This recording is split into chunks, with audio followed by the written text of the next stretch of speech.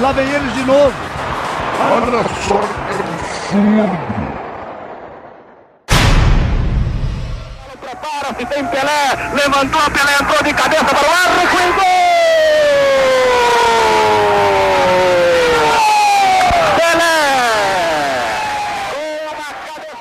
Põe Garrincha para Djalma, atira Djalma, larga o arqueiro, entrou Vavá, gol do Brasil! Gol do Brasil! Gol de Vavá! Bola para Rivelino para Jair, correu pela ponta esquerda, fraiu o Paquete, passou por ele, lança a pelota Pelé dominou, Carlos Alberto está livre, correu, Carlinhos, atirou, gol!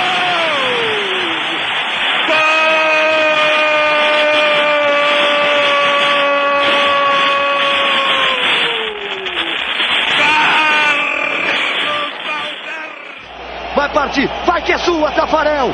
Partiu, bateu, acabou! Acabou! Acabou! É tetra! É tetra! Ele cortou pro meio, lá veio o Clemerson. Rivaldo saiu pro Ronaldinho, pé direito, bateu! Gol! Brasil!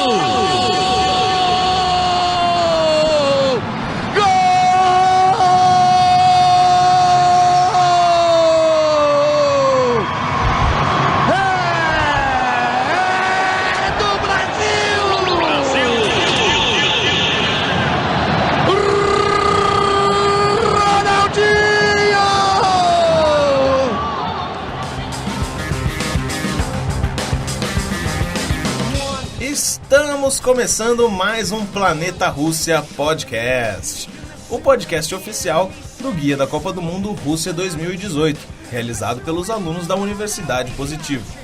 Eu sou o Lucas Jensen. No programa de hoje, vamos fazer um especial sobre a seleção brasileira. Falamos sobre todos os grupos e agora 40 minutos de Brasil para vocês. E como sempre, estamos aqui com os nossos queridos comentaristas, Pedro Lucena. E aí pessoal, estão me perguntando quem que vai fazer mais falta na Copa, Daniel Alves ou Fagner? Fagner vai fazer muita falta nessa Copa. Estamos aqui também com Matheus Bueno. E aí meu povo, será que teremos mais um mal de Fred nessa Copa do Mundo? Esperemos que não, né? Cone 2.0. Estamos aqui também com Bruno Santoni. Fala aí galera, e qual deve ser a escolha de Tite? Firmino ou Gabriel Jesus? Qual será a escolha de Tite? E no gol, será que o Alisson joga bonito? Bora pro jogo? Vamos começar aqui com a escalação da seleção brasileira, a convocação do Tite, né? Matheus Bueno, eu vou perguntar aqui pra vocês sobre essa convocação. Teve alguns jogadores contestáveis, vamos dizer assim, né?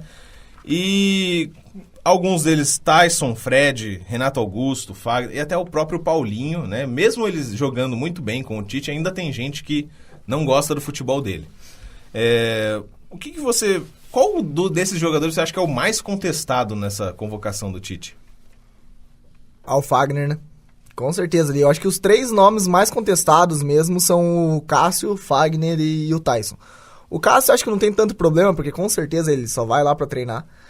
O Fagner eu acho que já é uma incógnita ali, que eu não sei o que o Tite vai fazer. Mas eu acho que ele começa com o Danilo. Mas já o Tyson também já é uma convocação que vinha de tempos aí, junto com os outros dois nomes. Mas que eu acho também difícil jogar. Há outros nomes que vocês citaram ali, eu acho que a galera já tá mais acostumada a ver. O próprio Paulinho mesmo, acho que já não há tanto essa contestação como no início da era Tite. Mas eu acho que são esses três nomes. Eu acho que existe muita essa dúvida com relação a esses jogadores, porque o público brasileiro não acompanha tanto o futebol deles, né? Principalmente do Tyson aí, que joga no Shakhtar. E os outros jogadores aí, como o Paulinho, que saiu do Corinthians, então ele deve ter... deve existir essa dúvida muito pelo que ele fez aqui, porque ele foi muito convocado por causa do Corinthians, né? Porque como o Renato Augusto também foi... Oi. Ele é o homem de confiança do Tite, né, o Paulinho? Exatamente. Eu acho que isso acontece também muito com o Fred.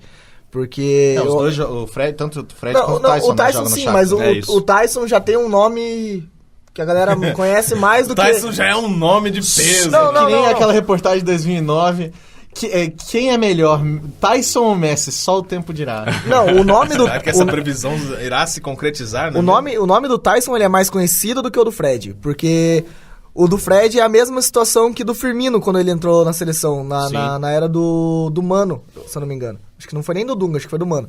E ninguém conhecia o Firmino, ninguém viu ele jogar, passou rápido pelo Figueirense aqui. Ele tava no Benfica, né? Não, ele tava no Hoffenheim. Tá. E uma galera desceu o pau e Firmino não é seleção, ninguém quer o cara e tal, e chegou e jogou muito na estreia dele na seleção. E eu acho que o Fred é a mesma coisa. Todo mundo, a maioria do povo daqui não assiste, não acompanha o futebol ucraniano, não vê o futebol do Shakhtar e por isso, claro, que não vai entender a convocação do Fred. Eu ainda entendo, eu acho que ele é um jogador que vem numa crescente nessa temporada e eu acho que ele pode ajudar bastante nesse meio campo. Eu entendo a convocação do Fred e do Tyson, até defendo a do Fred, que é um jogador versátil. O Tyson, ele é importante pro Shakhtar, né? Ele faz um trabalho que não é muito visto, não dá muitas assistências, não faz muitos gols, mas como jogador de linha ele faz o time rodar, vamos dizer assim, né? E eu queria saber de você, Pedro. A gente falou do Fagner aqui, né? O Fagner vai fazer muita falta nessa Copa do Mundo. Você acha que outro jogador poderia ter sido chamado para o lugar dele? A lateral direita é uma posição meio complicada, né? Que a gente não tem mais tantas peças de tanta qualidade quanto o Daniel Alves apesar de que eu não sou o maior fã do Daniel Alves, né? Ele tem as carências no jogo dele, mas não tem ninguém que consiga suprir tudo isso. Entre as opções que ele teria para substituir essa lesão, né, que tá, obviamente, o Fagner, né, que foi, no caso, o escolhido, mas eu preferia o Rafinha, né, o Rafinha, lateral do Bayern de Munique, né, nunca foi muito parte da seleção brasileira, se não me engano ele só tem 4 jogos pela seleção, e o que é muito pouco, porque ele teve fases muito boas, mas em compensação, nossa lateral direita era muito boa também, então subia um pouco o nível. E eu acho que foi um desperdício. Eu acho que o Rafinha tinha espaço nessa seleção, mais espaço que o Fagner, para ser sincero. Eu vou levantar uma pequena dúvida aqui. Vocês falaram que o esquema tático da seleção brasileira não tem dúvidas, que vai ser esse mesmo, né? Com a ausência do Daniel Alves, não seria o caso de mudar esse esquema tático, Bruno? Pois é, né? Ele tinha 2 laterais aí que subiam bastante, né? Mas ele já alternava bastante o esquema tático dele também. Não era que ele tinha ele tem o preferido dele. Ele tinha claro, duas alternâncias. Duas alternativas, né? Claro. Porque uma era para jogar com clubes menores, para ser realmente mais ofensivo, desculpa. E um outro para se proteger um pouco mais. Eu acredito que talvez... não sei. Não, na realidade eu não sei mesmo. Vamos aguardar a Copa do Mundo. Complicado dizer isso, porque... Eu não sei como é que fica a seleção sem o Daniel Alves. A gente tem que ver isso daí na prática, realmente. Porque até agora a gente não teve nenhuma experiência parecida. Eu não mudaria o esquema tático. Eu tentaria, obviamente, mudar um pouco da característica, principalmente da saída de bola, né? Porque o Daniel Alves é um jogador que apoia muito e tudo mais, tem essas características.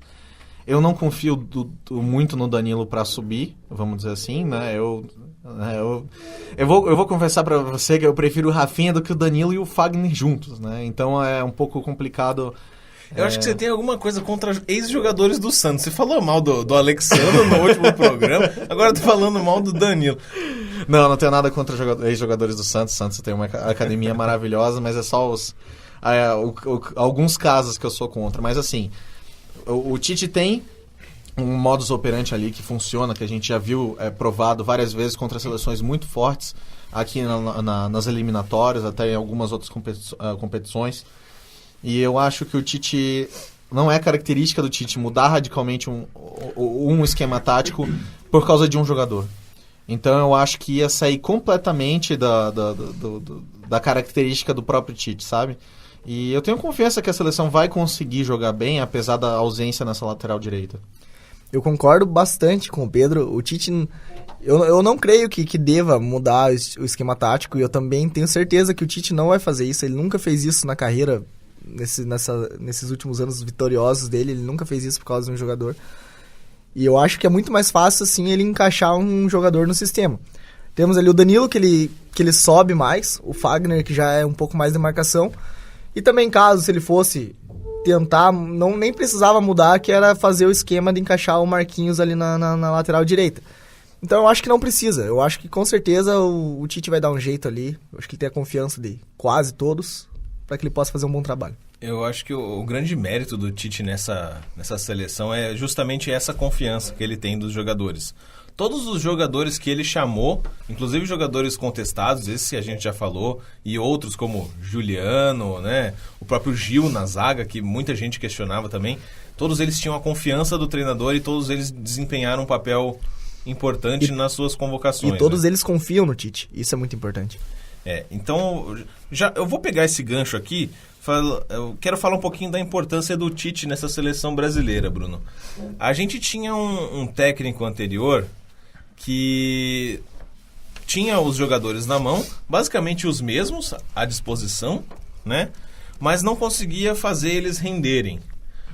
Qual que você acha que foi a principal coisa que o Tite fez nessa seleção, além da confiança, né?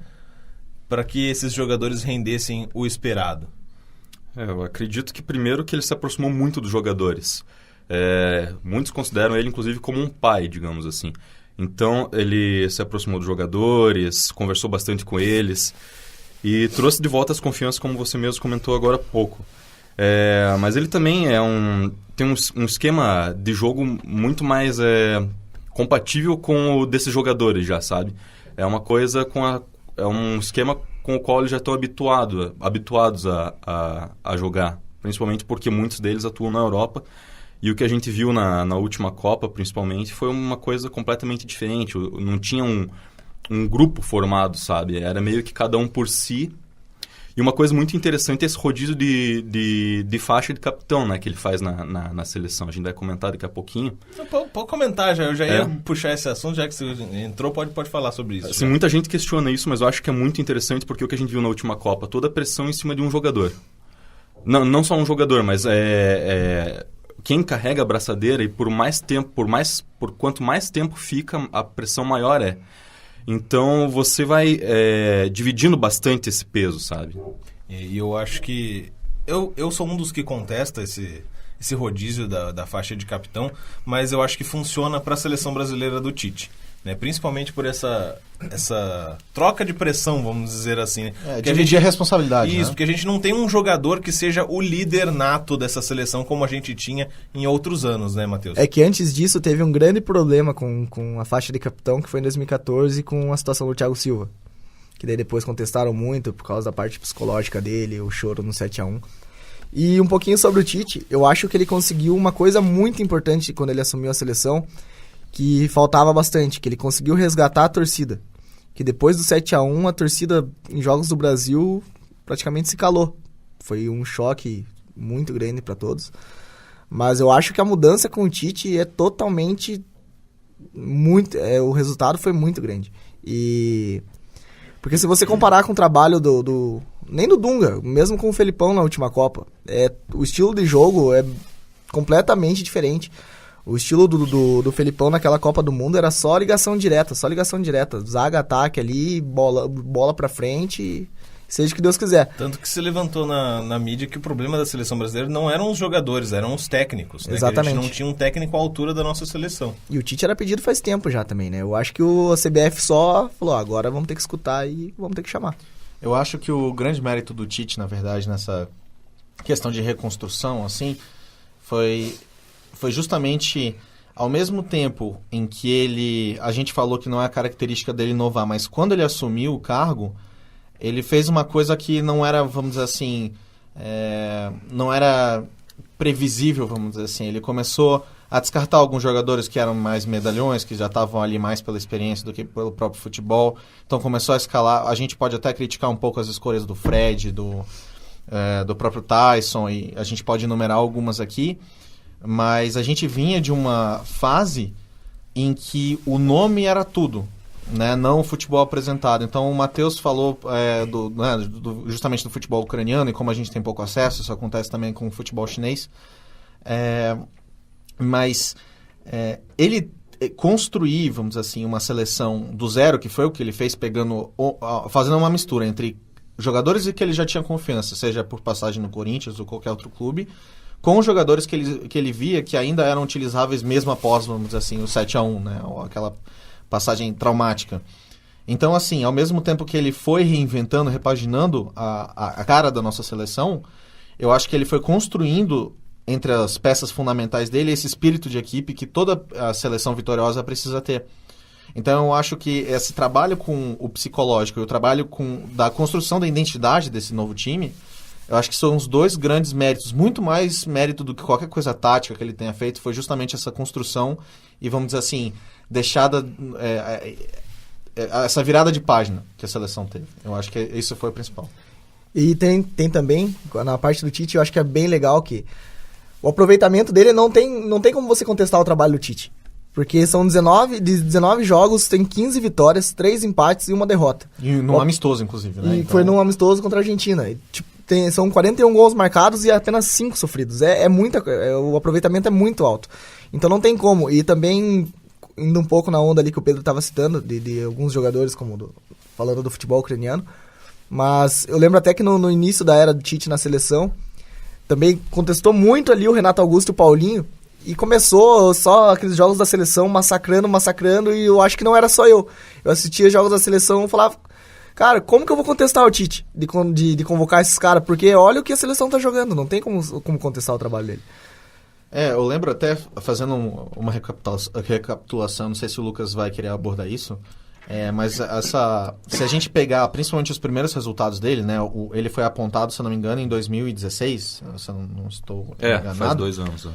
E eu peguei aqui os resultados desses primeiros 6 jogos, que todos foram ainda em 2016. E, bom, o primeiro jogo, claro, né, com aquela suspeita enorme, né, de qualquer torcedor da seleção brasileira ia ficar um pouco com o pé atrás, né, em ver um jogo da seleção baseado no que a gente estava acostumado a assistir. E o primeiro jogo foi um 3-0, mas aí você pensa, foi um Equador, né? Não tem nada de desafio ali. Aí você pega uma seleção com mais qualidade, que é a Colômbia. Então foi lá e derrotou 2-1 a Colômbia. Aí você já tem um desafio ali, 2-1, quem sabe. Aí em sequência ganhou de seleções fracas, Bolívia e Venezuela. Mas logo no quinto jogo mete um 3-0 na Argentina. Isso eu acho que foi nesse quinto jogo que ele conseguiu ganhar a confiança do torcedor brasileiro. E eu acho que esse resgate da empolgação do torcedor mesmo voltou justamente nesse quinto jogo, ou seja, logo cedo no trabalho dele, quando fazia 3, 4 meses que ele tinha sido indicado para ser o técnico. E desde o começo desse trabalho do Tite, né, Pedro, surgiram alguns jogadores que o titular tem basicamente a mesma qualidade que o reserva, vamos dizer assim, né? Uhum. Então, 2 desses embates teoricamente na seleção, são no gol, né? A gente tem Ederson e Alisson jogando muito bem. E no centroavante ali, a gente tem o Firmino e o Gabriel Jesus. Eu queria perguntar aqui, vamos passar pro Bruno Santoni. Você acha que esses embates é saudável a gente ter 2 jogadores no mesmo nível para cada posição? É aquela dor de cabeça boa que a gente fala? E eu queria saber a tua opinião, né, de quem deveria ser titular e quem deveria ser reserva. Bom, pelo momento... Bom, na realidade no gol pra mim tá muito claro que é o Alisson. Eu acho que isso também não deve ser nem discutido. O momento é muito bom do Ederson, é claro, só que o Alisson ele é muito mais estável, né, digamos assim. Já faz bastante tempo que ele tá em alta e demonstrando um bom futebol. Tanto é que, se eu não estou enganado, ele foi bem mais convocado pelo Tite nas partidas que o Brasil disputou aí antes da Copa. E no ataque, daí eu acho que já é um problema muito, né? É um problema bem maior, digamos assim, e talvez não seja uma dor de cabeça boa, porque pode ser arriscado colocar um jogador e se arrepender por não ter colocado o outro. A minha escolha seria pelo Firmino, mas pelo momento.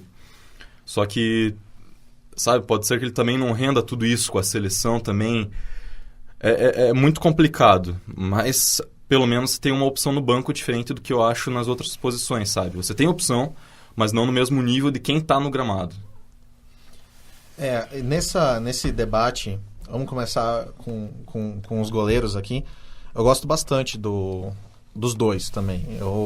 Eu acho que é um excelente problema para se ter, vamos dizer assim, né? Você ter que escolher entre 2 grandes goleiros. Você vê qualquer seleção Vitoriosa tinha um bom reserva, tinha um reserva que podia confiar, tinha esses problemas entre atacantes, vamos dizer assim, ou que seja no meio de campo, uma indecisão entre um grande jogador ou outro grande jogador.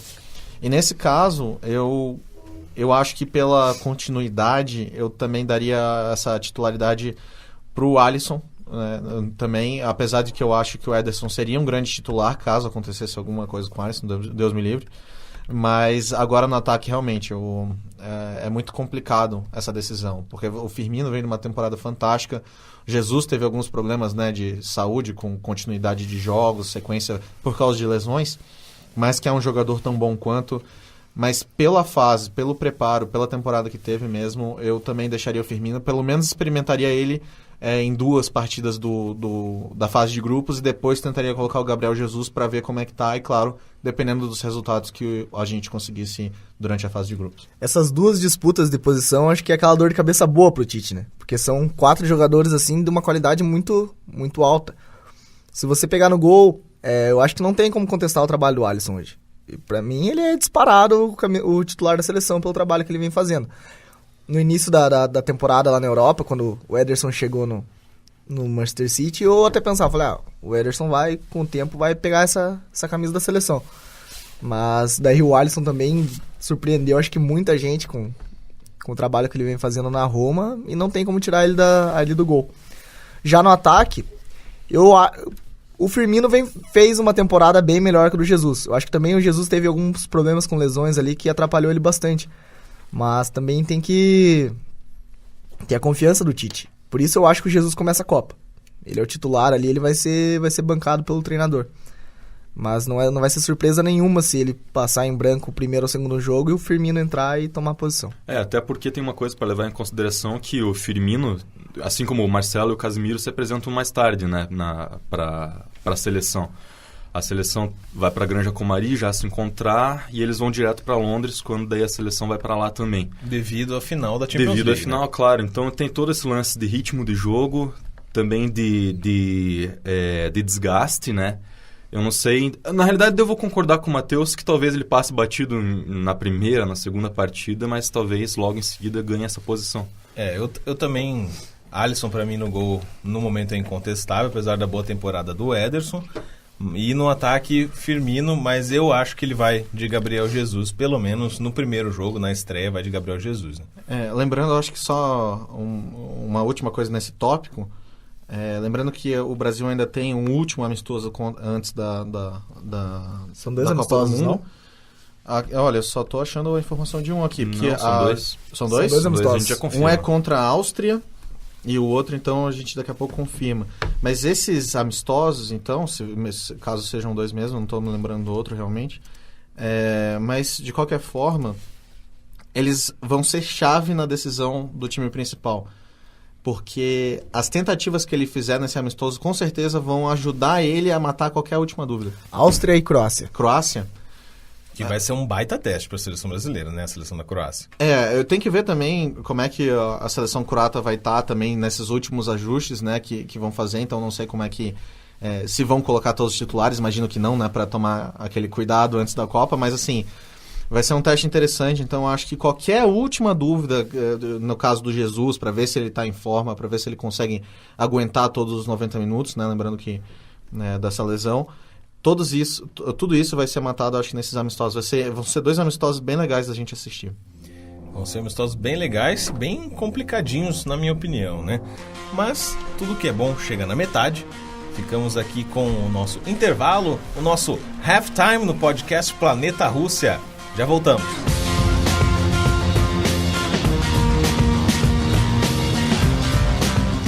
Estamos de volta aqui com a segunda parte do nosso podcast. E para começar, já vamos falar sobre a famosa não, mas a que algumas pessoas diziam ser a geração fraca da seleção brasileira, né? E para isso, eu acho interessante a gente pegar essa seleção de agora, o 11 titular, e comparar com aquele 11 titular da Copa de 2002. O que vocês acham? Acho boa a ideia, eu tenho aqui já... certinho a escalação da final de 2002, né? Aquela que o Brasil conquistou o pentacampeonato. Assim, O esquema tático não é tão comparável, né? São seleções que têm características diferentes. A gente vai trazer o Edmilson pro meio campo para dar uma comparada melhor, assim. Então eu vou fazendo assim, né, Pedro? Vou perguntando jogador por jogador, você me fala quem que você prefere. Vai lá. Marcos ou Alisson? Eu acho que já vai ser meio polêmico aqui. Pra você que tá ouvindo, os rostos aqui no estúdio estão questionando. Será que eu tenho que responder mesmo? Matheus, responde essa primeira aí. Marcos? Marcos? Com essa certeza toda? Com essa certeza toda. Marcos pra mim também. Então, Marcos, 1-0. 1-0 pra seleção. Não, quero ouvir a opinião do Luciano. Não, eu gosto muito do Alisson. O Marcos era um excelente goleiro no auge. Não tem como questionar isso. Mas ele na Copa de 2002. Naquele momento lá. Não a carreira inteira, naquele momento. Mas a gente ainda vai comparar, porque exatamente, a gente ainda vai ver o Alisson nessa Copa. A gente não sabe que o Alisson vai fazer. Então, se a gente comparar pelo menos o momento, vamos dizer assim, o ano de 2002 do Marcos e o ano de 2018 do Alisson, né? Claro que ainda tá em... Não, então Marcos. Então, nesse caso, Marcos. 1-0 para o Marcos. Vamos de lateral direita. Vamos agora com o Matheus aqui. Cafu ou Danilo? Supondo que o Danilo seja titular, né? Digo que não há necessidade de resposta, né? Então Cafuzão. ficamos 2-0 para a seleção de 2002. Vamos para outra lateral. Vamos para a lateral esquerda. Bruno Santoni, Roberto Carlos ou Marcelo? Essa é uma batalha difícil. Pois é, até mesmo no Real Madrid, né? Complicado aí.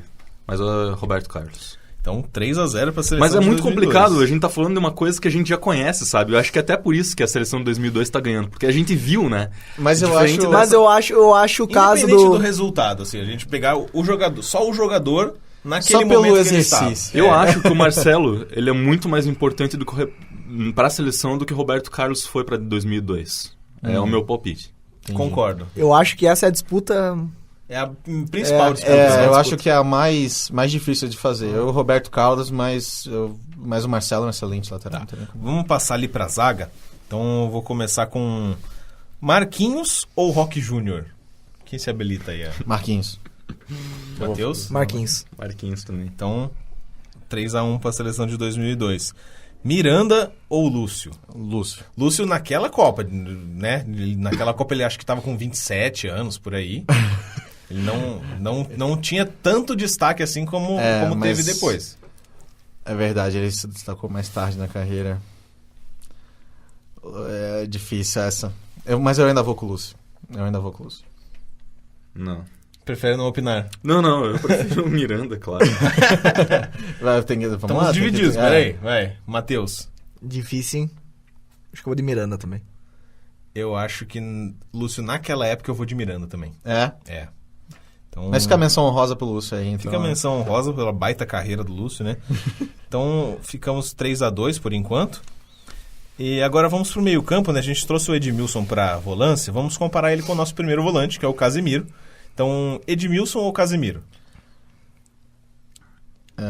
Quem quer responder primeiro? Eu tô pensando. Eu vou tomar a partida. Eu prefiro o Casemiro. Eu também prefiro o Casemiro. Casemiro também. Então, Casemiro. Já tá indo melhor do que eu pensei que iria essa seleção em 2018. Agora, temos uma coisa que são estilos diferentes, né? A gente tem Kleberson e Gilberto Silva de um lado, e Paulinho e Renato Augusto do outro. Tá? Então vamos comparar ali o mais ofensivo com o mais ofensivo e o mais defensivo com o mais defensivo, teoricamente. Na seleção do Tite, o Paulinho é mais ofensivo que o Renato Augusto. Então vamos comparar o Paulinho com o Kleberson, daquela seleção de 2002. Paulinho ou Kleberson? Paulinho. Pedro? Me dá um segundo. Então vamos passar a bola pro Bruno aqui. Paulinho também.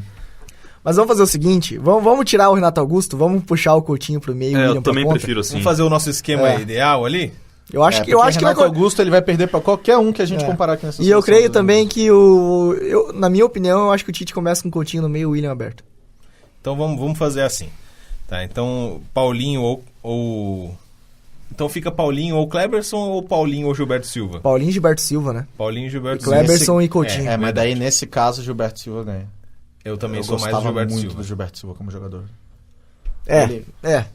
Eu tô com vocês nessa. Então Gilberto Silva mais um ponto para a seleção de 2002. Mas o Coutinho leva no Kleberson disparado. Então Kleberson ou Coutinho, obviamente. Agora vamos pro ataque. Agora vem a parte injusta, né? Agora vem a parte injusta. Pode fazer cara. comentários sobre jogadores aí enquanto a gente... Porque o Coutinho, eu não sei o que vocês pensam dele, o que vocês esperam dele para essa Copa. Já segura Tá. essa pergunta aí, já depois que a gente terminar o ataque ali, a gente já volta no Coutinho. Então, Vamos lá pro ataque, então vamos começar pela direita ali. Ronaldinho Gaúcho ou William? alguém vai votar no William? Que bruxo não tem escutado isso. Mas Então, o William é um grande jogador, né? 2002. Vamos ali com Ronaldo ou Gabriel Jesus? Também não há discussão. Não há discussão, né? Fenômeno na cabeça. Agora... Cascão, cabelo cascão. Cascão. Rivaldo ou Neymar? Aí é difícil. Eu acho o Rivaldo um craque muito esquecido. Eu pelas também pessoas. acho, mas eu acho o Neymar mais jogador que ele. Eu acho isso uma escolha mais difícil do que o pessoal pensa, geralmente. É muito difícil. Porque se a gente comparar a temporada de 2002, beleza, mas o Rivaldo, pra mim, ele foi o melhor jogador do Brasil na seleção. Em Em 2002, 2002, sim. na Copa ele foi o melhor. O Ronaldo fez os 2 gols na final, mas o próprio Felipão cita que o jogador mais importante era o Rivaldo. Como eu sou um cara otimista, eu vou no Neymar, mas única e exclusivamente na esperança de 2018. Mas eu acho que esse é o único desempate, porque o Rivaldo era um baita jogador. Eu vou do Neymar também, mas não esperando tanto Então, dele. pra essa eu Copa. acho que pensando numa projeção de futuro, Neymar. Se fosse comparando hoje com o Rivaldo daquela época, eu iria de Rivaldo. Não, mas deixa eu também deixar meu... Eu prefiro o Rivaldo de 2002 do que o Neymar de 2018. Mas pela Copa eu espero que seja Até Neymar. porque praticamente em 2018 não teve Neymar, né? Só começo da temporada ali. É verdade, tem isso. Né? Então, ficamos assim, ficou 6-5 para a seleção de 2002. Muito equilibrado, né? Treinador? É mesmo, temos o treinador. Treinador de 2002, que era o Felipão, e treinador dessa Copa, que é o Tite. E Tite. aí? Tite. Felipão 2002. Tite. Então, Tite...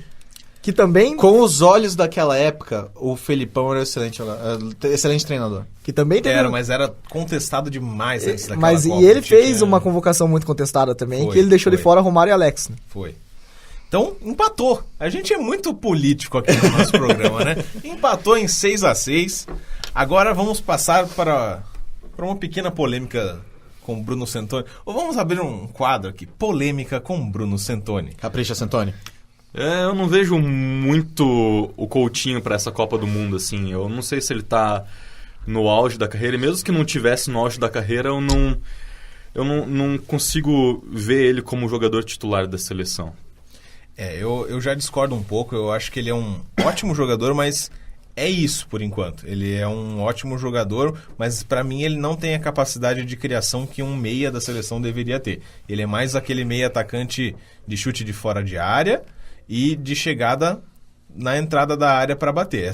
Pra mim o Coutinho é isso. Mas eu vejo que é um jogador que despencou de qualidade, sabe? Inclusive pela situação que vive hoje, sabe? Mas foi Ele a temporada saiu que ele mais marcou gols na carreira. Mas, bom, daí é meio complicado de não marcar, né, nesse campeonato. O Isso único não campeonato sendo que disputou titular, isso Copa, não sendo Copa titular. del Rey e a Liga da Espanha. Então é bem mais simples. Me perdoe, mas eu não concordo nada com vocês. Eu não concordo nada. com o que Eu foi sou dito um fãzaço do Felipe Coutinho. Eu acho ele um puta de meio campo. Um baita... Eu acho que ele é criador. mais ponta do que meio campo, na real. aí. Então, Nas duas funções. Eu sou fã dele, cara. Eu gosto muito dele. eu acho que o Coutinho... É porque, assim, eu acho que o pessoal diminui muito a qualidade do Campeonato Espanhol, né? É porque, assim... os dois times, né? Os três. Eu vou colocar o Atlético de Madrid nessa conta, mas é mais pelo meu coração mole. Então são 3 times, assim, que tem uma qualidade que é fora do planeta. Pra mim, aqueles times, se jogassem eles na Premier League, coitado da Premier League. Mas se você, por um segundo, eliminasse esses 3 times, a qualidade técnica do Campeonato Espanhol não é tão baixa, assim, quanto o pessoal dá a entender, sabe? Eu acho que... Então, fazer gol em algumas daquelas defesas não é a tarefa mais fácil do mundo. Isso mostra a qualidade do Felipe Coutinho. E assim, ao contrário do... Não ao contrário, mas assim, fazendo um pouco de contraste com o nosso amigo aqui, o Matheus, eu não acho o Coutinho craque, também não sou fã, assim, do Coutinho. Eu não acho que ele é um dos grandes jogadores, mas eu acho que com a idade dele, com a temporada que ele teve e a característica que ele tem de jogar bola, eu acho que ele facilmente encaixava nessa seleção. Ao invés de, sei lá, tentar apostar, mesmo mesmo que ele mudasse um pouco a característica de alguns dos jogadores, por exemplo, colocasse o Felipe Coutinho tanto abrindo pela... Porque assim, o William, ele ainda consegue fazer um papel pelo centro. Não é muito bem a parada dele, mas dependendo de como o jogo estiver andando, eu acho que ele até consegue fazer essa troca, né, entre os dois. Porque eles têm uma característica diferente, mas o Felipe Coutinho ele tem um faro de gol que não pode ser ignorado numa Copa do Mundo. Eu acho que o Felipe Coutinho pode ser um fator decisivo para a seleção brasileira, e eu acho que se tem uma hora para ele brilhar pela seleção, a hora é agora. Eu acho que, inclusive, o Felipe Coutinho é mais parecido com o Rivaldo do que o Neymar, quando a gente fez aquela comparação. O Rivaldo, gente, essas nossas comparações estão meio... fora de área. No estilo de jogo, não na proporção que foi a carreira do Rivaldo. É que o que prejudicou, não é que prejudicou, ajudou a enfraquecer. Não é que diminuiu a imagem dele, do Coutinho. É que depois da saída dele do Liverpool, que ninguém imaginava que o ataque do Liverpool ia fazer o que fez nessa temporada. Mas no momento em que ele saiu do Liverpool, o time ficou desesperado. O treinador, o Klopp, ficou desesperado. A torcida não sabia o que vai... Porque ele era o grande jogador do Liverpool. Eu já penso o contrário. Logo quando o Gerrard aposentou, ele falou que o melhor jogador disparado depois que ele saiu foi o Coutinho. Então, eu acho que isso não quer dizer que o Coutinho é um jogador ruim, mas eu acho que o que impedia o Liverpool de voos maiores era o Felipe Coutinho. Perfeito, também concordo. Porque o esquema favorecia muito o Felipe Coutinho e meio que não subestimava, mas abaixava outros jogadores do elenco, né? Até o Salah e o Mané, que depois da saída do Felipe Coutinho abraçaram o time. Mas ninguém imaginava que seria isso. Não, ninguém imaginava. Mas o Klopp fala, até antes da saída do Felipe Coutinho, uns 6 meses antes que ele queria sair já, o Klopp falava que o time do Liverpool era o Liverpool sem o Felipe Coutinho. Tanto que ele foi reserva em várias das partidas. É que teve os problemas com lesões também, do Coutinho. Mas esse surgimento do Firmino como essa peça ofensiva inacreditável, eu não tinha como prever. Não tinha nem quando eles acho que nem o Klopp previu isso. Não, com certeza não, porque mesmo a atuação do Firmino pelo Hoffenheim, primeiro que ele não era nem atacante, ele era meio campo.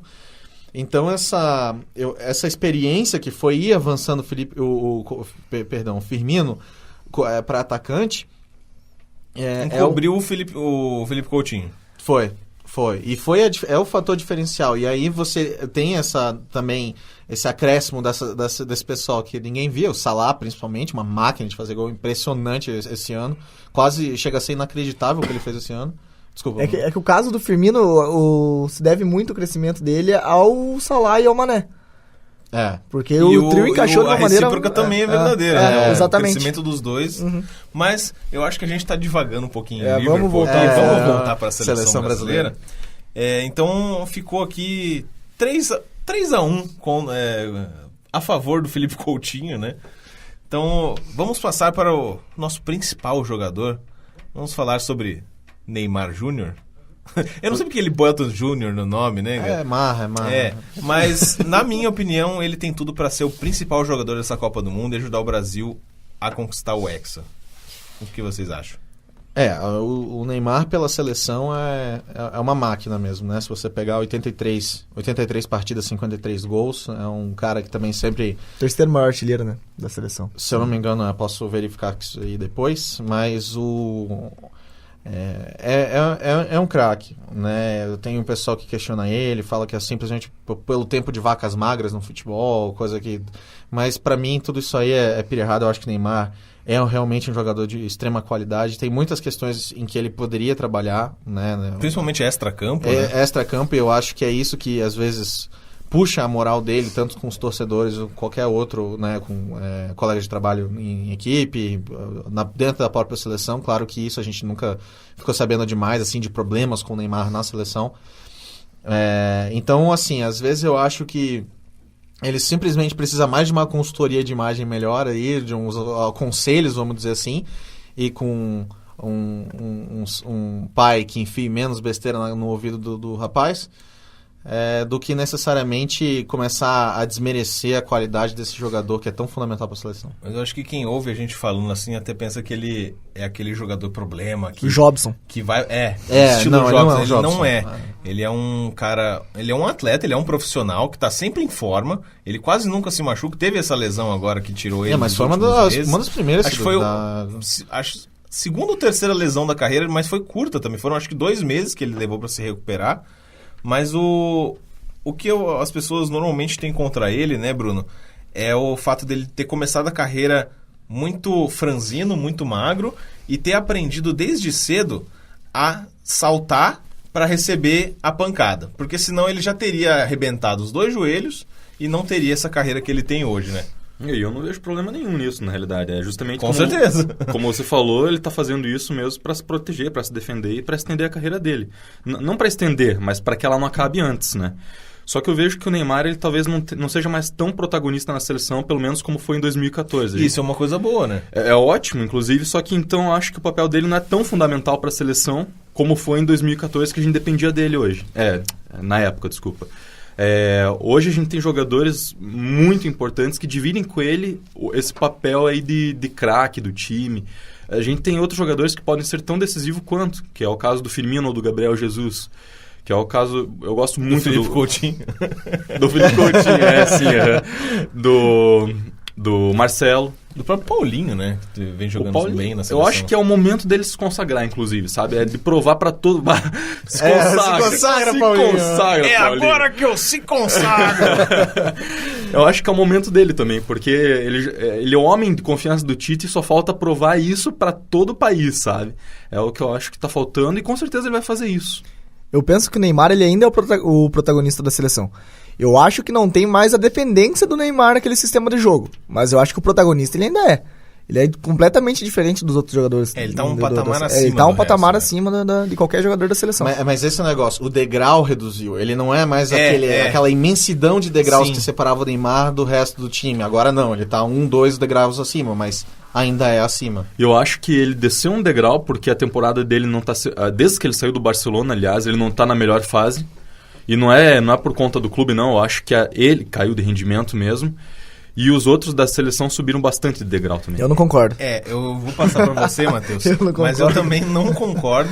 Porque mesmo o nível do campeonato francês, teoricamente, sendo menor, a exigência física é muito maior do que o campeonato francês espanhol. É bem mais violento. O francês é mais violento, é mais pegado, os jogadores são mais fortes, mais rápidos. E ele fez muito gol, cara. E o Neymar conseguiu fazer muito mais gol do que ele vinha fazendo e o posicionamento dele mudou. E isso eu acho que é positivo para a seleção brasileira. Ele corta pelo meio agora, ele não é mais aquele ponta esquerda que ele jogava na seleção brasileira. Ele joga em todos os lugares, né? Ele fez muito gol no Paris Saint-Germain. Eu até, enquanto eu tento dar uma fala aqui, pedi pro Pedro ver quantos gols ele fez nessa temporada no Paris Saint-Germain. Mas eu acho que o que pode ser prejudicial ao Neymar ali nessa seleção, que se você olhar os últimos jogos dele pelo Paris e pela seleção, ele era completamente fominha. Ele não distribuía o jogo, tinha horas que ele tinha que tocar e tentava fazer o drible ali e errava. E eu acho que muito torcedor começou a pegar, tipo, não era uma raiva, mas... uma aflição ali, de olhar, porque o Neymar não tocava, parecia que ele queria entrar com bola e tudo pro gol, e não era o que ele tinha que fazer em algumas jogadas. Esse ano, o Neymar, nessa temporada, né, melhor não no ano, o Neymar disputou 30 jogos, fez 28 gols e 19 assistências. Não tem como falar que foi quanto é. Né? Não, é respeitável, mas eu realmente acredito, pessoalmente mesmo falando, na minha opinião, eu acho que ele caiu de rendimento, sabe? Comparando aos jogos que eu o pessoal aqui tá criticando bastante essa minha opinião, mas não, essa é a minha opinião e eu não mudo. Mas agora eu vou discordar dos dois grupos aqui, vamos dizer assim. Porque eu acho que ele não teve uma explosão assim de evolução, não acho que ele foi para outro patamar nem nada do tipo, mas ao mesmo tempo eu não acho que ele desceu algum. Eu acho que ele deu uma certa estagnada, mas é porque isso é natural, né, de acordo com a maturidade do jogador. Porque e o Neymar curva de crescimento de rendimento. Né? E lembrando que o Neymar também já não é mais aquele garoto, né? Assim, ele já não tá no início da carreira nem nada do tipo, ele já tá com 26, vai fazer 27 anos. Então é normal que exista esse tipo de curvatura, né? E claro, igual você falou, do nível técnico do campeonato francês para o espanhol tem uma certa redução, né? É que na verdade o Neymar com o Paris Saint-Germain, a imagem dele ali, você não vai lembrar e falar, nossa, ele teve uma temporada brilhante, muitas pessoas não vão lembrar, porque a imagem do Paris Saint-Germain com o Neymar nessa temporada era a Champions League, e eles caíram nas oitavas. Então, depois que acabou a Champions, todo mundo esqueceu. E logo disso também veio a contusão do Neymar. Então, acho que por isso que não teve um destaque muito grande pra ele. O Paris Saint-Germain ter caído na Champions foi mais culpa do Paris Saint-Germain do que do Neymar. Não, com Seleção brasileira! Não, na verdade eu acho que foi por causa do adversário, né? Real Madrid, o peso da camisa ali é diferente. Mas agora, vamos dar uma passadinha pros nossos palpites, né? O que a gente acha que vai acontecer com a Seleção brasileira? Né? Vamos começar aqui com o Bruno Santoni. Quero saber de você, Bruno. A seleção vai chegar até a final? Onde que ela vai cair? Se vai passar em primeiro, em segundo no grupo? O que você acha que vai acontecer com a seleção brasileira nessa Copa do Mundo? A seleção tem muito potencial. Ela vai muito longe. Eu não sei aonde vai parar, se é que vai parar. Se você tivesse que dar um palpite, assim, aonde você acha que a seleção vai depender chegaria? muito dos confrontos, né? Mas eu acho que vai tremer, sei lá, diante uma Espanha, por exemplo, sabe? Talvez caia para um clube como esse. Sei lá, Espanha, França não é o caso, mas a Alemanha de volta.